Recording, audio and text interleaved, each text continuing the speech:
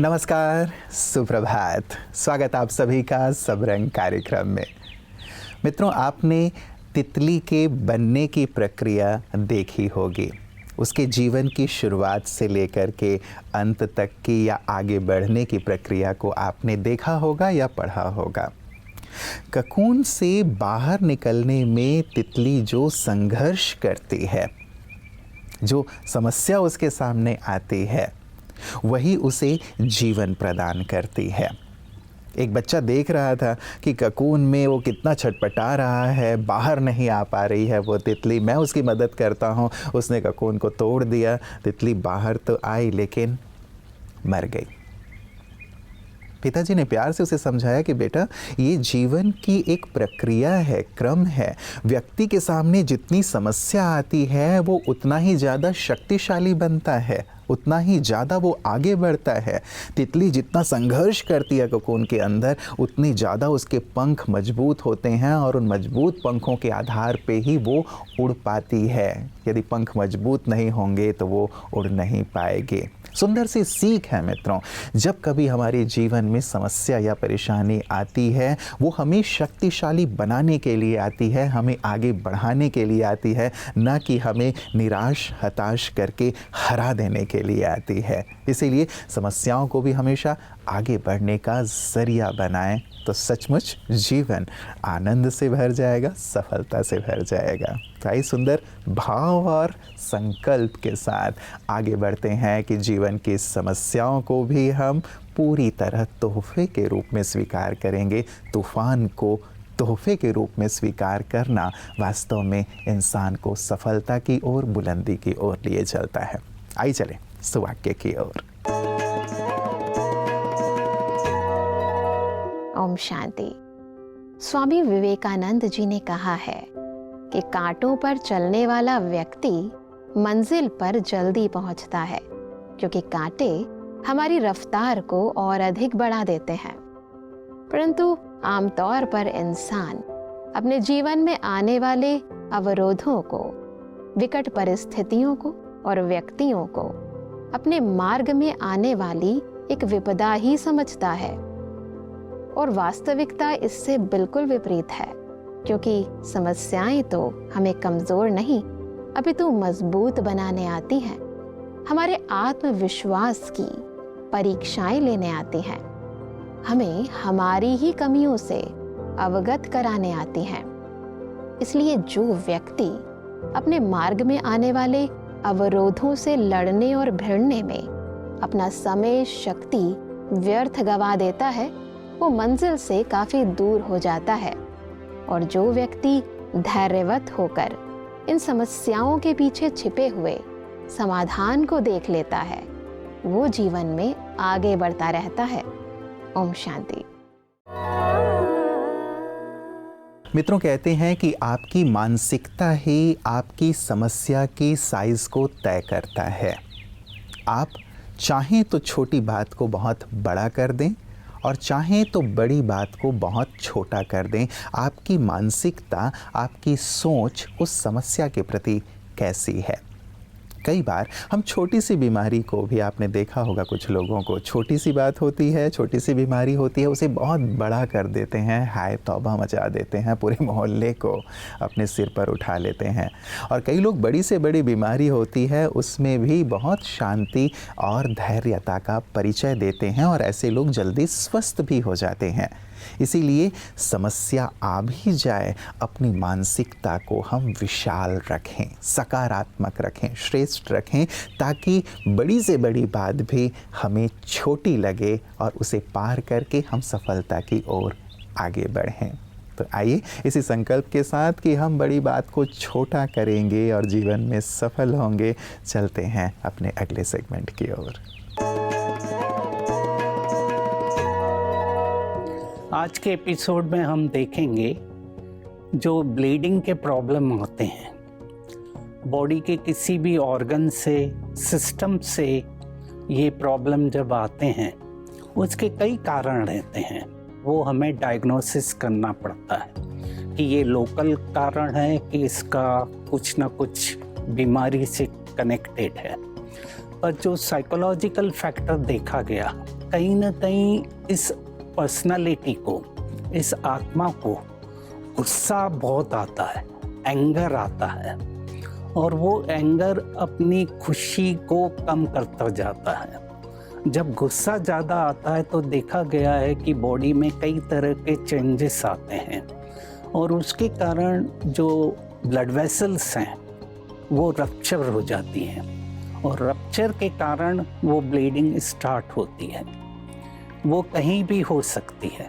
अब मेन है इसमें हम अपनी पर्सनालिटी को ठीक करना पड़ता है कि मैं परमात्मा की संतान हूँ, परमात्मा से, शांति के सागर से मैं शांति की लाइट और माइट ले रहा हूँ, और अपने में रियलाइज़ करना है उस शांति की लाइट को, रेस को, और दूसरों को भी देना है।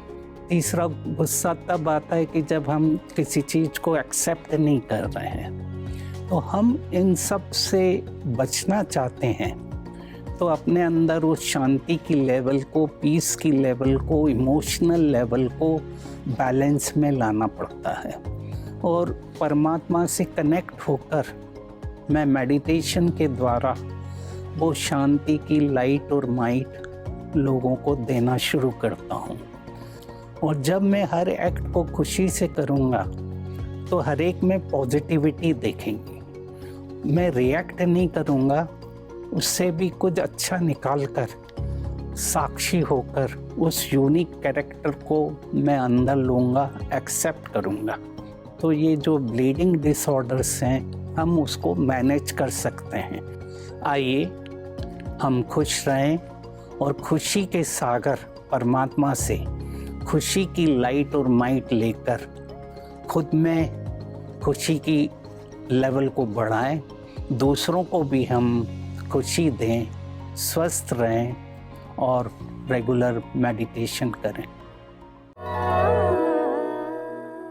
सचमुच समझदार लोग समाधान की ओर देखते हैं, और जितना मन शांत होता है मित्रों, उतना ही समाधान हमें दिखाई देता है कि किस परिस्थिति में हमें क्या करना है।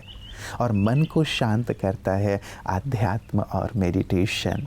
और इसी का सुंदर अनुभव हमारे विशिष्ट जन करते हैं जब वो ब्रह्मा कुमारीज़ के प्रांगण में आते हैं, चाहे हेडक्वार्टर्स में या फिर सेवा केंद्रों पर, कि कैसे मेडिटेशन से मन शांत होता है और हमें हर समस्या का निदान प्राप्त होता है। और उनके इन्हीं सुंदर अनुभवों को हम सुनते हैं प्रतिदिन विशिष्ट की बातें विशेष में। पूरा समाज या पूरा मानव समाज, मैं सिर्फ एक देश की बात नहीं कर रहा हूँ, समस्त मानवता की बात हो रही है, समस्त सृष्टि की बात हो रही है। ब्रह्मा कुमारी विश्वविद्यालय का भी वही परिकल्पना है। इसमें देखिए, इसका जो माइक्रो लेवल पे जाकर व्यक्ति होता है, और व्यक्ति से ही समाज बनता है, समाज में ही राज्य निकल के आता है, और ये सारी चीज़ें पूरा बनता है। तो जिससे जो मूल में है, जो नींव में है व्यक्ति, अगर उस व्यक्ति के निर्माण की कोशिश नहीं होगी, अगर ईंटें ही गड़बड़ होंगी तो कैसा महल खड़ा होगा। और ये पूरा का पूरा विश्वविद्यालय मनुष्य के उसी विकास के लिए काम कर रहा है।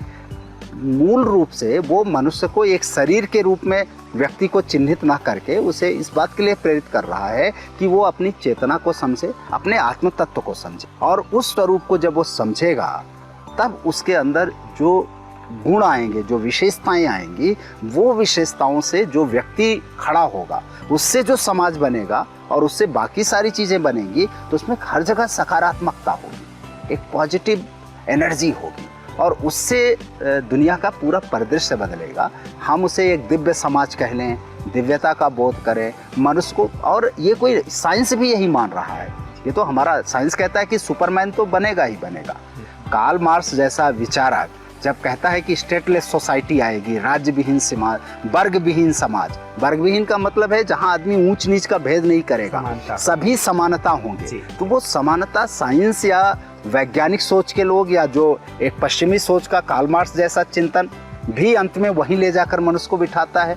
हमारा अध्यात्म, हमारी संस्कृति तो अंततः उसको मानती है और उसी दिशा में लगती है। तो आने वाला समय एक सुपरमैन का तो है, जहाँ दिव्यता मनुष्य के अंदर आएगी, और उस दिशा में ये जो विश्वविद्यालय कार्य कर रहा है निश्चित रूप से बहुत उल्लेखनीय है। मित्रों, मेरे एक मित्र ने बहुत ही प्यारी सी बात मुझे लिखकर भेजी कि टेंशन मत लो, हर समस्या का समाधान है, और जो कार्य इंसान से नहीं होता उसके लिए भगवान है। सचमुच कितनी प्यारी सी बात है ना। यदि हमारा ईश्वर के ऊपर संपूर्ण विश्वास है, निश्चय है कि यदि मुझसे नहीं हो पा रहा है या अन्य मेरे साथियों से नहीं हो पा रहा है, तो वो तो है ना मेरी मदद करने के लिए, वो ज़रूर मेरे कार्य को सफल कराएगा। कितने भी काले बादल क्यों ना हो, लेकिन काले बादल छटेंगे ज़रूर, और सुख का सुनहरा जो सूर्य है वो उदित अवश्य होगा। ये निश्चय सचमुच हमें सफलता प्रदान करता है। तो ईश्वर पर मित्रों हमें संपूर्ण निश्चय रखना है। वो कल भी हमारे साथ थे, आज भी हैं और आगे भी रहेंगे। जब इस निश्चय के साथ हम आगे बढ़ते हैं तो समस्याएं काफुर हो जाती हैं, और इसी निश्चय, इसी विश्वास को प्रगाढ़ करती हैं ब्रह्मा कुमारी बहनें, राजयोग सिखाकर, आध्यात्मिक ज्ञान देकर। आइए देखें उनकी इन्हीं सुंदर सेवाओं को पीस न्यूज़ हाइलाइट्स में। ब्रह्मा कुमारीज समाज कल्याण हेतु विभिन्न सेवा कार्य करती रहती है। छत्तीसगढ़ के बिलासपुर रघु विहार में स्थित Brahma Kumaris meditation training centre द्वारा बच्चों के लिए 8 दिवसीय निःशुल्क समर कैंप का आयोजन किया गया, जिसके अंतर्गत बच्चों को yoga, art and craft, football, personality development classes, physical fitness जैसे विभिन्न एक्टिविटीज सिखाए गए। इस समर कैंप का करीब 200 बच्चों ने लाभ उठाया। कार्यक्रम के 8वें दिन समापन सत्र रखा गया, जिसमें मुख्य अतिथि के रूप में बेलतरा विधायक माननीय रजनीश सिंह जी, डॉक्टर दिनेश शर्मा जी एवं मेडिटेशन ट्रेनिंग सेंटर के इंचार्ज ब्रह्मा कुमार विकास भाई जी उपस्थित रहे। तिलक लगाकर अतिथियों का स्वागत किया गया। समापन सत्र में बच्चों के माता पिता को भी शामिल किया गया, जिसका लाभ उठाने करीब 400 लोगों ने भाग लिया। माइक संचालन बीके ज्योति बहन ने किया। बीके विकास भाई जी द्वारा हैप्पी लाइफ विषय पर अभिभावकों के लिए वर्कशॉप कराया गया। मेडिटेशन एक शक्ति है जिसके प्रयोग से आप सफलता की ऊंचाई तक पहुंच सकते हैं। कैसे पहुंचना है यही सिखाया जाता है। बच्चों के द्वारा समर कैंप में सीखे गए विभिन्न कलाओं जैसे नृत्य, गीत, आर्ट एंड क्राफ्ट एवं कराटे का प्रदर्शन किया गया।